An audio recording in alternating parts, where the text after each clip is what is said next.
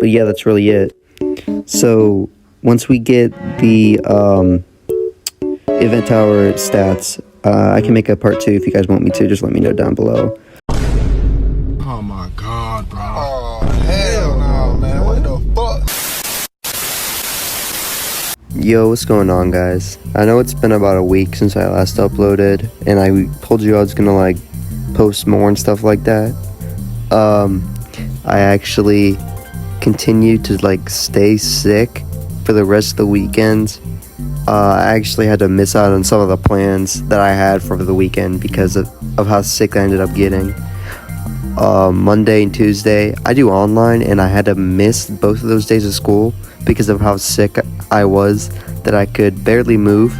I was sleeping pretty much all day, you know, not that you guys care at all. And then anyways, I went to the doctor like 2 days ago, I think it was on, Tuesday. Started feeling better on Tuesday evening, so I went to the doctor.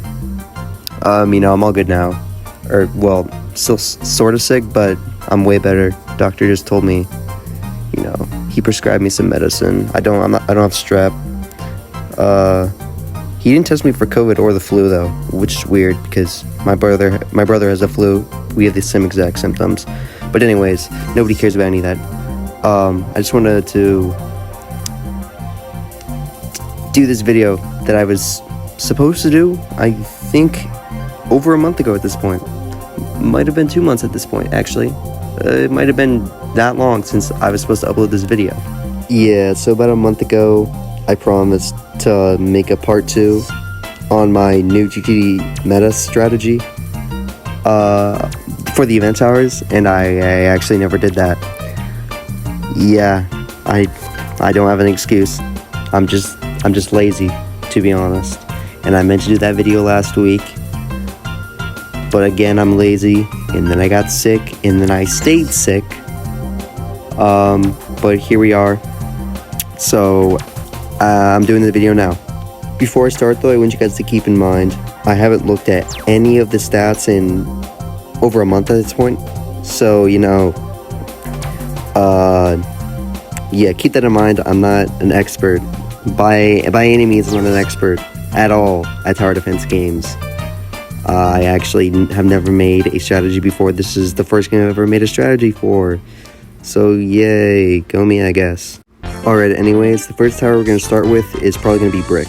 Okay, so just by looking at the stats, we can see it is probably going to be one of the best early game towers in the game as of right now. It has a knockback, and it has 150 DPS at starting for only 450 at the moment.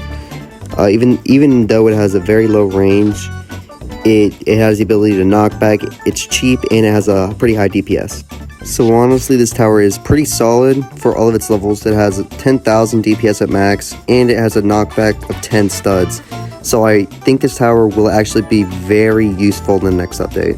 Okay, the next tower is going to be AV, and this is a tower I'm actually really interested in. Now, just by looking at this, you probably noticed that thing on the right, and it says, it is stun immune, but that's not what I'm talking about. It summons 1 unit after reaching the damage requirement. I'm pretty sure this is the final AV.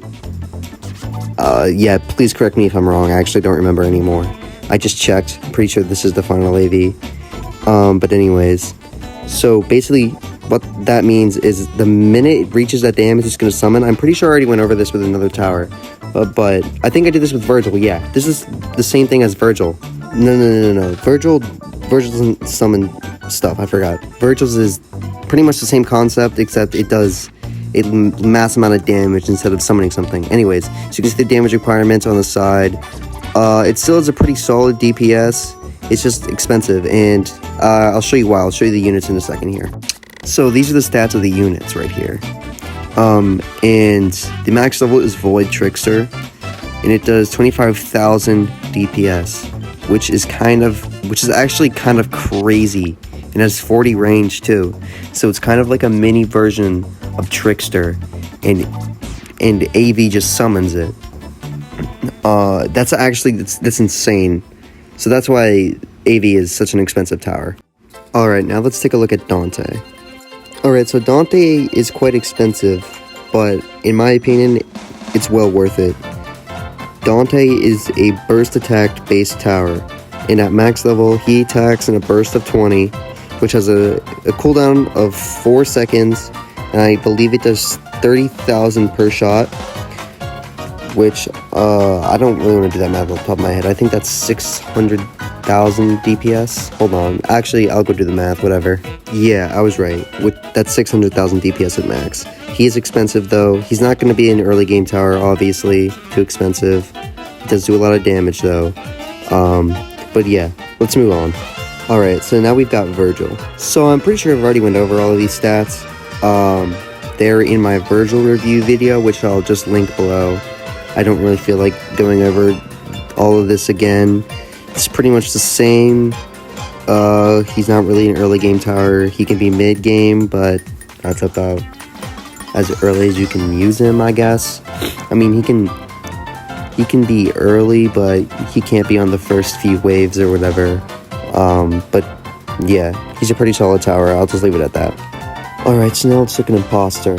I know Imposter is not a, like, quote-unquote event tower, but he counts, sort of, because he's, you know, one of those secretive hidden towers. But yeah, let's just get into his stats. Imposter is still cheap, still pretty viable for early game. Doesn't have as much range at level 1, and it costs slightly more than AV, but he has the same damage, or not AV, sorry, Brick. He doesn't have the ability that Brick has either, but he does give cash, 15 to 50 at level 1. Level 2 is cheap, 25 to 75, he does slightly more damage too. It's looking like a pretty solid early game tower, but after level 2, or even level 3 could be useful for early game, but you're not going to get level 4 for early game. He still has a pretty solid cash tower. He still has a pretty high DPS, 5,000 DPS at max. So a pretty solid cash amount too. So yeah, I'd say Imposter is still he's a pretty solid tower. He's pretty useful. Alright, so Winter Cannon and Winter Arcanist are still the exact same. They're not getting a change. They just have pretty terrible, or not terrible placement limit, but it's a very balanced replacement limit, because, I mean, they're actually insanely good for stunning, and they can insta-lock if you know how to use them correctly. Alright, here we go. Let's talk about Fit again. This tower is still extremely strong for early game compared to some other towers that we've seen. Cheap at 300. It has double the range of Brick and Imposter. It does only have 50 DPS at first level, but second level is extremely cheap, and they automatically get you up to 171, and you get 19 more, or not 19, 5 more range.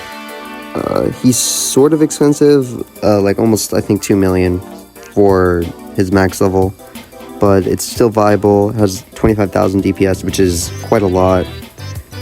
It's honestly just all throughout a very usable tower. It's pretty average. It's good for early game. It really thrives early game, but other than that, it's average and it's usable. Alright, so now we're on to Stefan. So Stefan is very expensive, but I feel like it's honestly warranted. He attacks very slow. I'm pretty sure he summons towers here, and the damage is how much HP they have. So even though he summons very slowly, they have a ton of HP. Like even level 1, 15,000, you get 50,000 DPS. Fire rate is super low, but overall, that's 1,000 DPS payout for 15,000. It's a pretty viable tower, honestly. I think it summons. I'm honestly not sure. That's such a low fire rate that I'm pretty sure it's supposed to summon. I don't remember if it was changed. I'm pretty sure this is Stefan's final stats, though. Alright, we're down to the final tower, which is going to be Meme Reaper. Alright, Meme Reaper is one of my favorite towers, so I'm kind of nervous about this. It is pretty balanced, I think. Its tower cost is low, but it doesn't have very high DPS, obviously. I mean, it's not supposed to. It's supposed to be a stun tower. But anyways, I don't remember if I talked about this before, but I'm going to talk about it again. Slowdown is increased as you level up. I'm pretty sure it's the same thing for current, like, Meme Reaper. But now it slows down 100% at max level for, like, 8 seconds. And it can affect bosses now. which is going to be insanely overpowered, honestly. But yeah, that's going to be it for Meme Reaper, honestly. It is very expensive, 660, is that, I don't know. But anyways, it's a very valuable tower. It's very balanced. It's very good, honestly. I'm thinking it's going to be amazing for the next update. Alright, well that's going to really wrap up the towers for this video.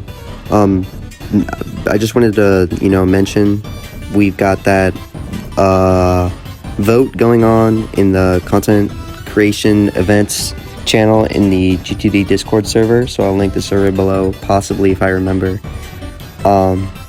Yeah, I wanted to really thank you guys for voting for me. We're like destroying the competition right now. I think we have more than double second place, or not more than double anymore, but we have exactly double what second place has, which is crazy. I never expected that. So I really appreciate you guys voting for me. Sorry I haven't been uploading, been sick recently, like I said before, but yeah, I hit something in this video. Could be in the thumbnail, could be anywhere. Keep your eyes out. If you noticed it, let me know in the comments. Maybe you'll get something. I don't know. We'll see. If you guys watched this far, thank you so much for watching. I really hope this is helpful. And I'll see you guys next time. Peace.